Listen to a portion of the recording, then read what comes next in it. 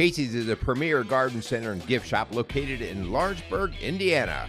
Casey's offers a wide selection of plants, landscaping materials, home and garden decor, and gifts for every occasion. Casey's is committed to providing exceptional service, a unique shopping experience, and value to every customer. Stop in and see what makes Casey's so unique. Located at 21481 State Line Road, Lawrenceburg, Indiana, or call 812-537-3800. Let Casey's help you add beauty to your home.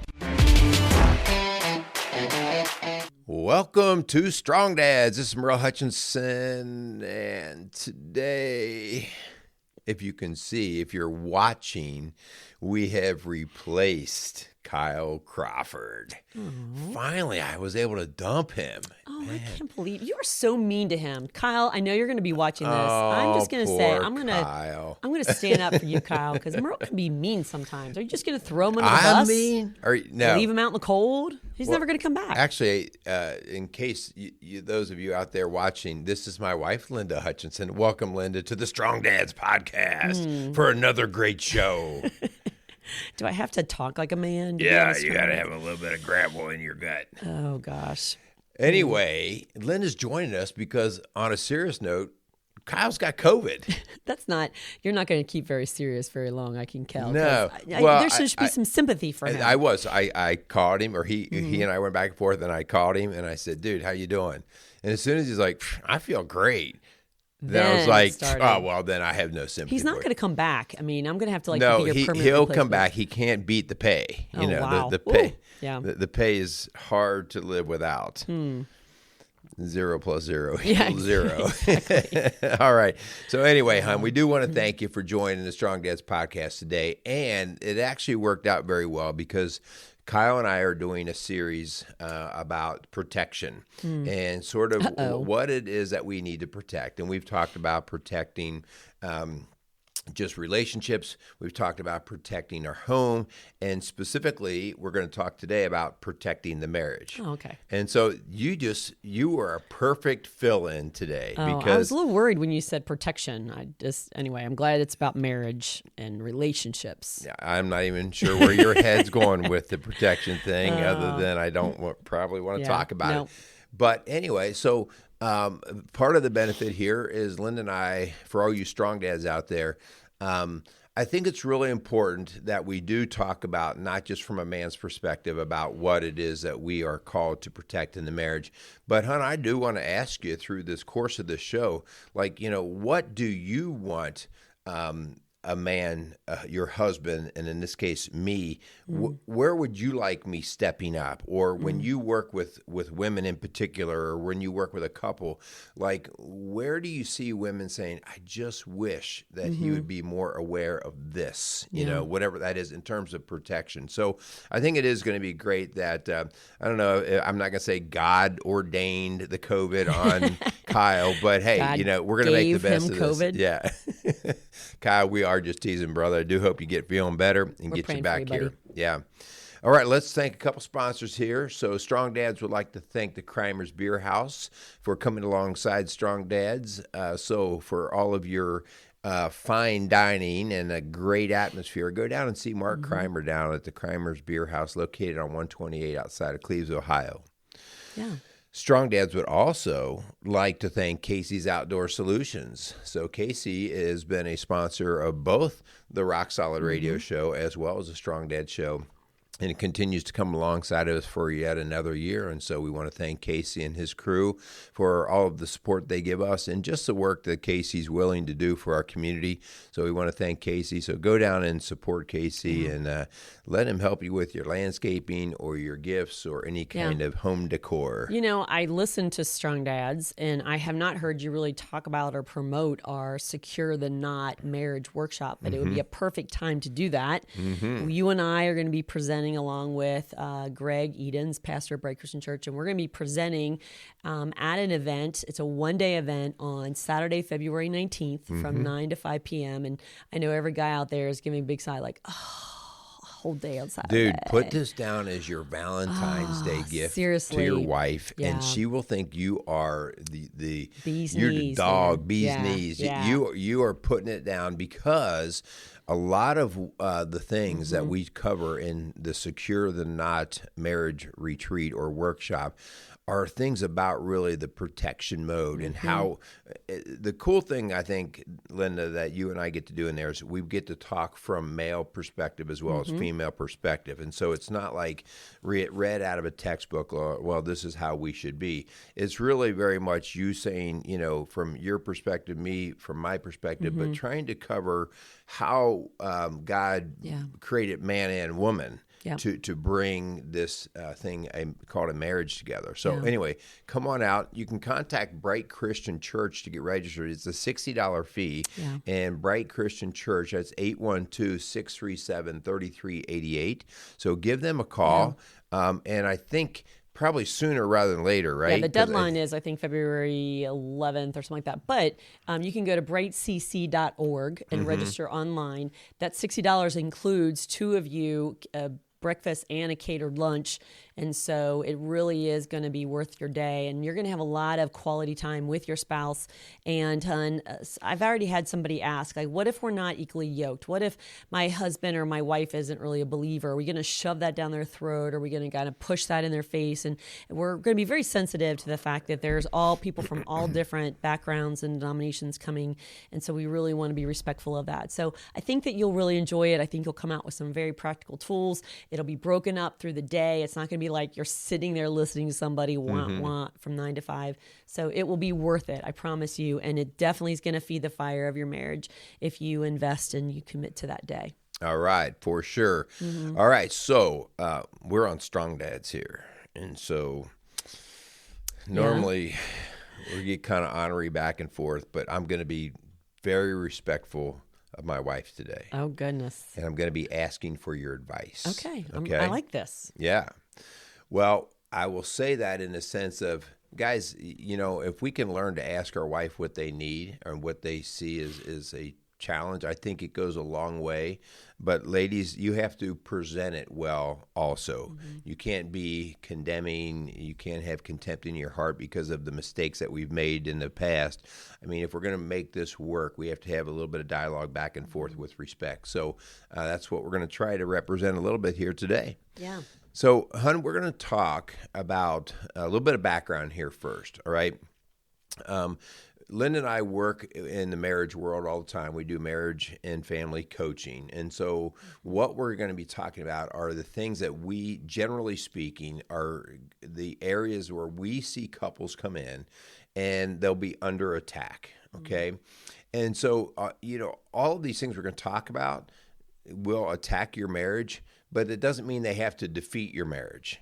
And when you know that you're being attacked in these certain areas, there are lots of things that we can do to help safeguard, okay? And it doesn't mean that you're being attacked by all of them, or maybe none of the lists or the things that we mentioned. It could be something very specific and different, but we know that these are the common things that we see a lot of couples coming in with, struggling with. Yeah, so anything that can cause a division is going to put you on attack and then marital potential harm. And so, whether we're talking about arguing about how we drive on vacation together, I mean, if that creates the challenge, if that's the division, we don't tend to do that particular one. We hit plenty of the other areas, okay?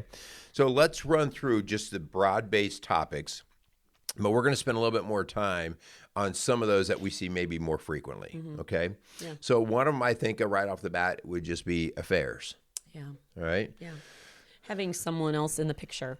Because, if you're having a bad day with your spouse or you get into an argument, if there's somebody at work or the neighborhood lady or guy that literally is telling you what you want to hear, it's very hard. It's very hard to have perspective and discernment about how to handle that conflict because you're kind of seeing it and finding it somewhere else. And it doesn't even have to be a physical affair, hon. It could be an emotional affair where you literally just turn to, if there is someone else that is your best friend other than your spouse of the opposite sex, that is dangerous. That's very dangerous, yeah.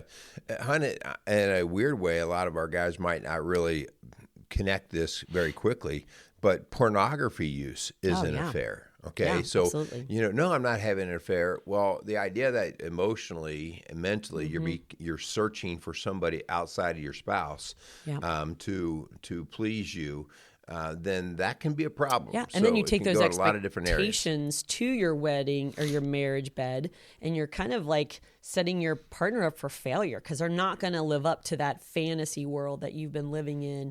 And so it is a very dangerous, and there's some guys, hon, and women who think that's a very healthy aspect to their marriage. And swinging, I've had swingers in my office, like thinking that just spiced it up, and it just destroys the trust and the intimacy of the two. Let me say that a little bit just to preface that. We have dealt with swingers as couples, dealt with pornography.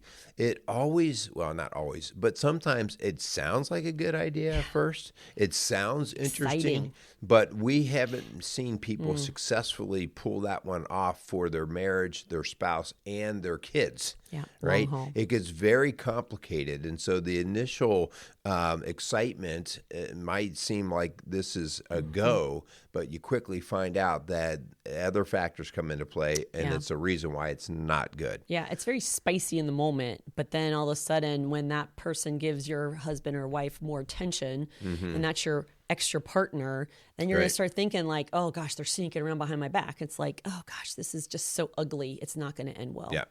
How about the next area that can be, this is not to be taken wrong because some of our, especially I will say our moms oftentimes get offended by this. Yeah. But our kids yeah. can be the thing that can be the dividing wedge. Yep. Okay. And so we have to really have perspective on what the relationship dynamic should be from spouse to, or from mom and dad to kid versus spouse to spouse. Well, you asked me early on of what would be one of the things that I want your help with to protect our marriage. And this would be one of them, that we keep things in the right priority order. And so if this isn't something you've never heard before, I'm sure you've talked about it on Strong Dads, but God has got to be number one. Yeah. That's what I want in my marriage, in my family, in my home, in my life. And then I want my spouse to be right under the Lord. I want him to be my top priority, above my kids, above my work, above my family of origin, all of that stuff. And so if anything trumps that, that gets things out of whack and out of order. So I need your help in keeping those things in priority. And the kids do go below you and I. They need to see that. That's the healthiest thing for our kids. Yeah, we'll get into that one a little bit more because that one can go in a lot of different areas. How about this one? Work. Yeah. Work, and I will say more so today probably than at least in our recent adult time, because work is no longer as cleanly defined at a particular location. Blurry lines. Now that we're working at home, now that we have cell phones and laptops that can travel all over with us, this would be an area that you and I struggle because we do not carry a very good, well, and not good or bad, but our day is not a very 8 to 5 kind of day. And so sometimes we don't know when we're done working. And sometimes your brain gets spinning on something, and next thing you know, you've been staring at the phone or answering emails. And it's, honey, I have to say the other night. Last night. I know what I was going to say. You're going to say that. It was 10:30, 11 o'clock, and you're asking me work questions. And I'm like, can you just shut it down? Like, do we have to talk about work? Because pretty much, after 10 o'clock, there's not a whole lot of any logic that comes out of my head. Yeah. And you're asking me these questions. I'm like, but hon, there's a lot of amazing men and women who are so loyal, so hardworking that their employer has this expectation of 24/7 availability, and that I can get to you at any time. And outside of like healthcare and things like that, like you've got to set a boundary with your boss and your work environment. Like, this is when I shut down. This is when I turn it off. I'm not going to respond to you on vacation, or I'm not going to get to you at 10 o'clock at night. And so we are not doing that as a family, where we are clearly defining our boundaries of what's okay and what's not. Yeah. And you get to decide that. And if your boss says, no, that's not the way we work here, you may need to find another job. Absolutely. And again, I mean, it goes down to a whole different avenue of conversation about, well, you don't really understand. But anyway, there are ways to go about that. Yeah. Okay. How about this one, hon? This is one we hear all the time with couples: money. Yeah. Money. How do we both see money? How do we use money? How does money carry influence in us in terms of security and power and all these kinds of things? You know, hon, that was an early one in our marriage where you had some entrepreneurial spirit in you and some big ideas. You still have, but I've handled it a little differently, and I didn't realize that money to me was security. And so when I would come at you and get upset about you quitting your full-time job and starting this business, like that freaked me out, not because I don't believe in you, but because money has been like my safety net. And so I didn't realize how much that influenced how I responded to your dreams. And so that's something we've had to work through the last decades. No, I remember part of that conversation was I felt like, hon, you don't care what I do as long as I bring home a paycheck. Just because, you know, you're like seeing me having this angst of I want to try something different, and it always came down to the paycheck. Like, well, as long as you provide a paycheck, I don't care what you do. You know, I was paying the bills, and so I was like, right, and so we need to pay the house payment. We had to. Again, that wasn't just Linda giving in or me giving in. That's that dance of compromising back and forth, and we'll talk a little bit about that. Yeah. When we work with couples, personality sometimes, you know, like I'm an extrovert more than Merrill is, and so crowds kind of wear him out and suck life out of him. And so we've really had to do that dance of how do we find that happy medium where we both feel like we're happy and content. The one thing we can't change in people is personality, and it's sometimes the thing that we love when we,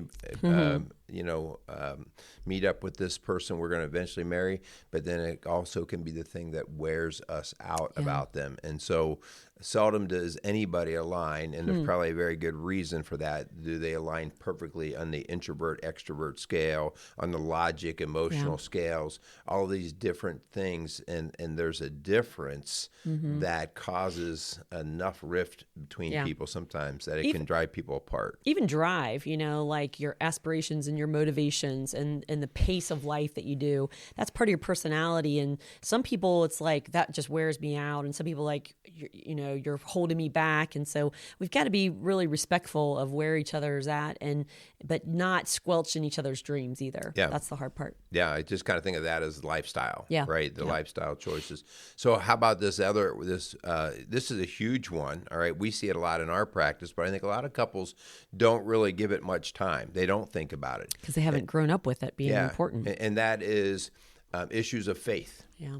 You know, do we have the same faith? Do we come from two different faiths, whether that's Catholic and Baptist, or whether that's Jew and Catholic, or whether that's agnostic, whatever? Because this is so important, because faith tends to be a foundation, a cornerstone of how you operate on so many of these other areas. Parenting, work. Yeah, all these other areas. Yeah. And so when faith is not aligned very well, and so people who think they can pull it off are those that say, well, we're just agnostic. But it starts to boil down weird. The older they get, the more they're with each other. They start to realize, well, they're still making decisions in life based on some principles. Yeah. Where did these principles come from? And if those aren't equally aligned, which we call faith, if they're not equally aligned, we're going to have some turmoil. You know, I think when we built our house, how important it was that when we got that foundation set, that it was perfectly level. Because can you imagine if just your foundation walls are just a little bit off level, how messed up your whole home's going to be?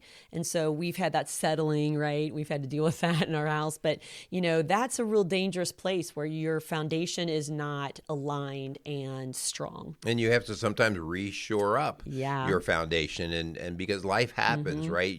We're not static. And there are different forces. Did you like that? That was like a little construction metaphor. You tried to go there, and I'm like, strong dads, right? See where she goes with that. Next thing you know, she's going to be putting on her hammer on her belt. And the last big area that we see that causes kind of an attack in marriages are the family of origin. And man, that can be really crazy, wild stuff. It could be a family of origin in which we're very much meshed together, and so we can't quite leave mommy and daddy. Or we're like 3, 5, 10 times a day we're talking to mommy or daddy, even though we've got 2 of our own kids and we're trying to raise our own family. This could be family of origin that's really been messed up. Yeah, right. Like maybe dysfunctional. Hun, this is a big reason for strong dads. Yeah. The number of men that I deal with that had little to no positive role model as a dad. Yeah. That's a family of origin problem. Yeah. Okay. I've got a couple that is wanting to get married, and he's been married multiple times, and she came from a very addicted filled house and no modeling either. And they literally are coming to me saying, we don't even know how that's done. Yeah. Like, we don't even know where to begin. Like, we don't even know how to build a foundation and what a healthy marriage looks like. And so I'm so thankful for their willingness to learn. They're hungry. And so my point is, okay, let's go slow so that we build this right, instead of just like getting all excited and being lustful toward each other and just like, we got to have this, and I would want to add, hun, one more, and that is the whole addiction piece. We kind of mentioned pornography, but, alcohol abuse, drug abuse, gambling, pornography, all of those things that are addictive behaviors that really skew our perspective and our approach to life and relationships, and, or maybe a history of abuse and trauma, those kind of things in our past, those skeletons in our closet. Man, if there are those things you just keep brushing under the rug, eventually they're so big you start tripping over them. Yeah, and that's what we got to deal with. Those are some good points there. Yeah. So let's talk then, hun, about the idea of, well, then what? I don't think we're going to be able to effectively cover all of these. This could be a full seminar right here. But let's, I think we'll do that. Let's go over a few of these areas. And if we don't cover something that you think is really more relevant to your situation, your relationship, reach out to us, okay? Give us an email, give us a call. Maybe this is a conversation that we can help with, okay? Yeah. But let's talk about how we can help and give a little advice to protect the marriage so that we can get through these attacks, because the attacks are still going to come. Yeah. They're still going to come. And like you said, we could be here all week, but let's get real practical, okay? I believe you are who you hang around. And so if you have couples around you that are having affairs and getting drunk and swinging and sneaking out on each other, like, that's very hard to build something solid and strong and healthy. So surround yourself with people who are where you want to be, and that's why I believe church is such an important place. Not saying they're perfect, for sure, but at least there's this goal and this desire to have healthy relationships and a faith-based foundation. And so, and there's couples, and hun, I am so excited about our online marriage program that we're going to be starting here soon. Because part of it is going to be an online community where you can be around other people who want what you want. And that's what we're excited about. That have also seen struggles, right? Yeah, They've for seen sure. some They're struggles. not perfect, but they're working toward better. And that's what I think you got to do. You got to surround yourself. And early on, we had some amazing families and couples and that really just spoke into our lives and helped us and mentored us and coached us and modeled for us. And I believe that's a great place to start. Yeah, it's a great place to start. There's 3 check boxes, hun, that I tend to have that I better check, and I better have my couples at least consider to help feed me some information about how to check them before I even decide what kind of advice I'm going to give pertaining to the marriage being under attack. There's 3 different things, because if I can't put a check in these boxes, then I have a deeper level of work. It's, yes, I might want to work on the affair thing, but I don't even know if I have 2 people that are willing to work on the affair thing. Yeah. Okay. So the first thing is I have to have a real deep thought and conversation about the worthiness of the marriage, not from my perspective. We believe in marriage, okay? So, but it doesn't matter whether we believe in marriage if you don't believe in this marriage anymore.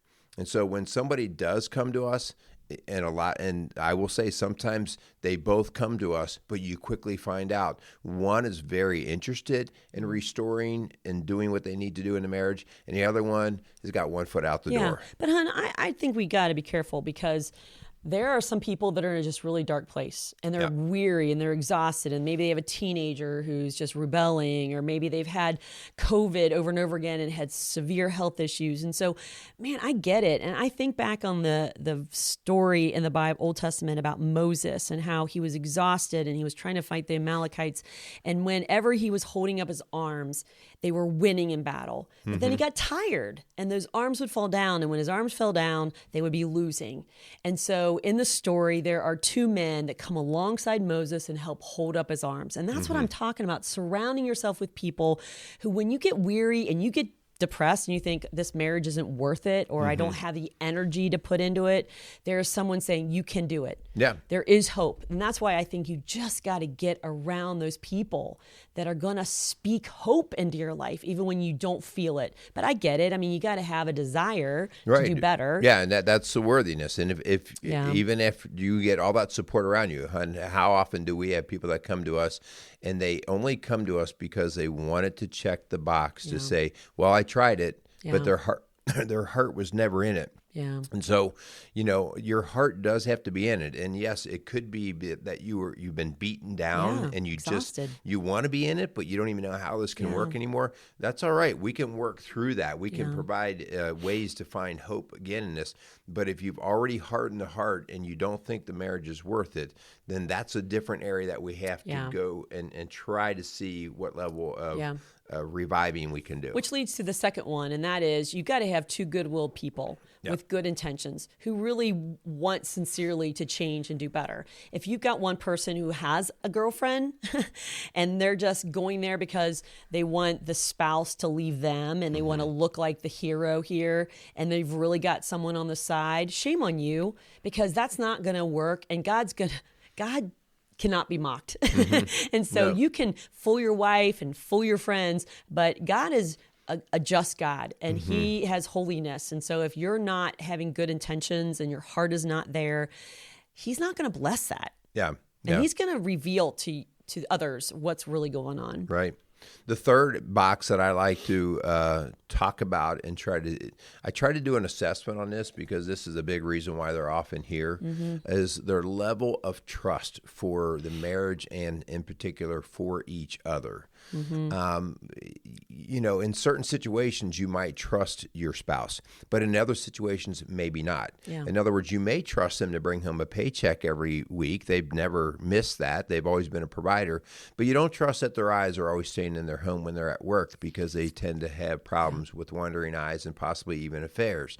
So trust has to be really kind of gleaned out and gone through and figured out what is our level of trust here? Because if I don't have that level of trust, then your words don't mean a whole lot. And hon, that's a great point. And I think there's going to be somebody listening here and going like, okay, what do I do? I have broken trust. I've had an affair. She doesn't trust me. So what do I do now? And that's where I think we did a show on trust. And I think that you need to go back and learn the steps of rebuilding trust. Right. Like, you got to be intentional and you got to be honest. Like, I know I blew it. I know that you shouldn't be trusting me. I get it. I shouldn't be trusted. But this is what I'm willing to do to show that transparency, that honesty, that, giving the passwords, telling them where you're going, having accountability. Like, those are the things that you're going to do to get to rebuild trust. Yes, absolutely.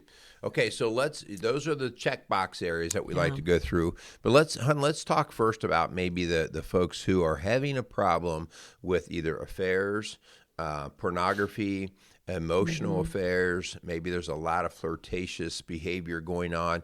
Maybe we're not in a full-blown affair yet, but there's definitely an attraction outside of the marriage. Let's talk about what you would like your husband to do. Yeah. And so we don't have a ton of time. So I'm going to kind of boil down a lot of this, not just with affairs, but with kids and with work and with friendships and things like that is, and I'm a huge boundary person, and that's setting healthy boundaries of, what's my responsibility and what's not. I'm not going to go to work at 10:30 where you're wondering where I'm at and I'm maybe with a coworker. I'm not going to put my kids above you. And so I'm going to tell them no, and I'm going to protect our date nights and work not getting in the way. And so for you and I, that was a huge thing. You mentioned about stopping work.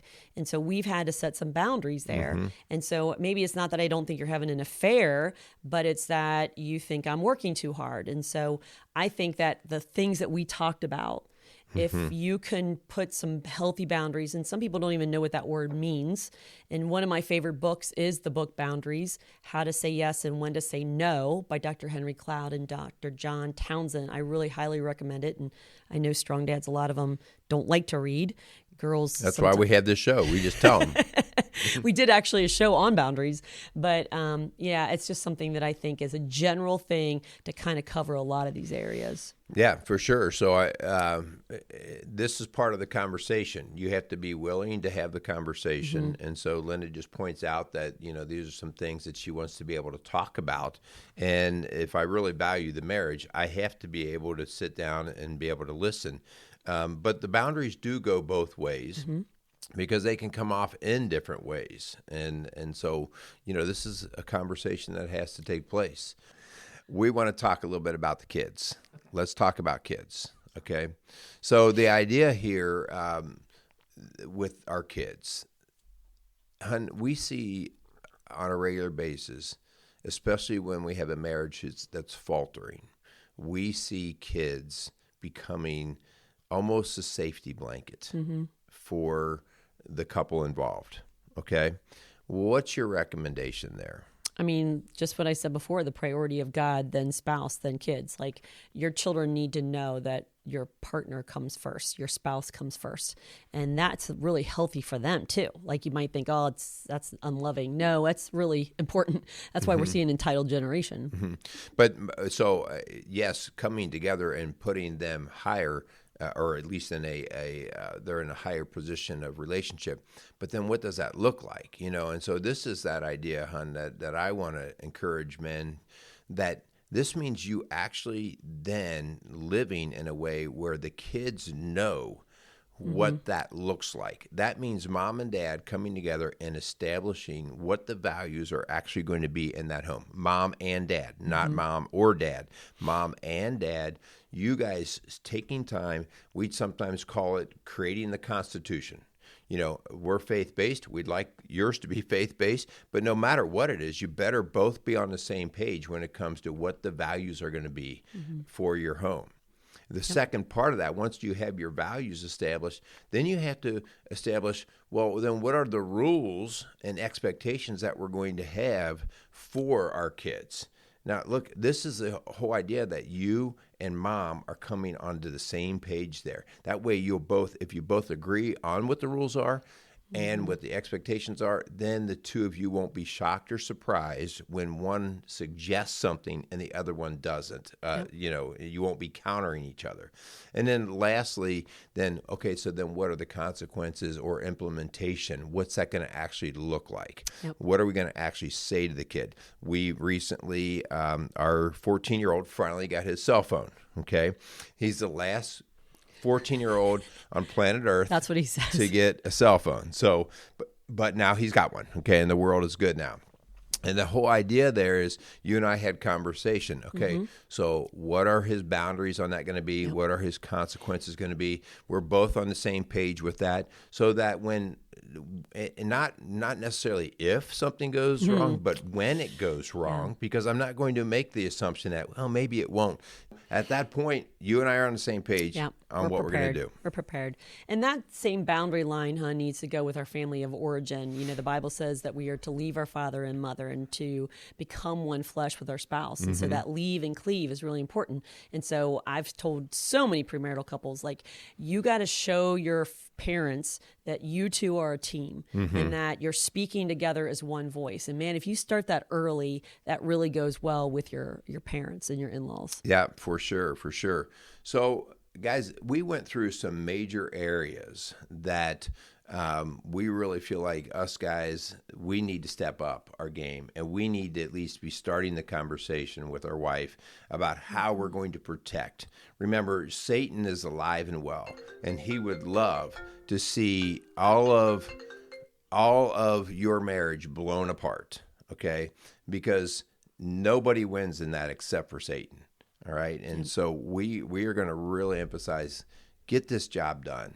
don't sit on the sidelines at protecting your family. Yeah. Well, hey, thanks for letting me come on today. Hey, it's kind of weird having strong dads. I know. She was looking around when I was setting things up, like, what are you putting that up for? Yeah. Well, it's because of strong Hey, dads. we do have another podcast, Rock Solid Radio. I don't know if you ever mention it. All the time. Usually I screw up the advertisements and I give the wrong ones. So we would love for you to kind of do both, and share these shows. Share these shows with other men and other families. And because this is really important, this is a message, this is our mission. We believe that God has called us to be those men helping hold up your arms when you're weary in battle, when you're struggling. We all need that. We need one another. That's what God has called us to do. Absolutely. All right. Well, Hun, thank you very much for joining us. We'd like to also thank the Crimers Beer House as well as Casey's Outdoor Solutions for coming alongside of Strong Dads and continuing to support our work here. Our challenge is for you to go out there and really start to unite and really defend your marriage. Be mindful and intentional about it. Don't just assume it's going to happen. All right. Yeah. So, and Kyle, I hope you feel better. Oh, he'll be fine. He's probably out right now doing some wood project. Somebody's got to be nice to Kyle. Kyle, we miss you. All right. So, guys, thanks a lot again. Go out there and be a strong dad. You are prettier than he is. Thank you.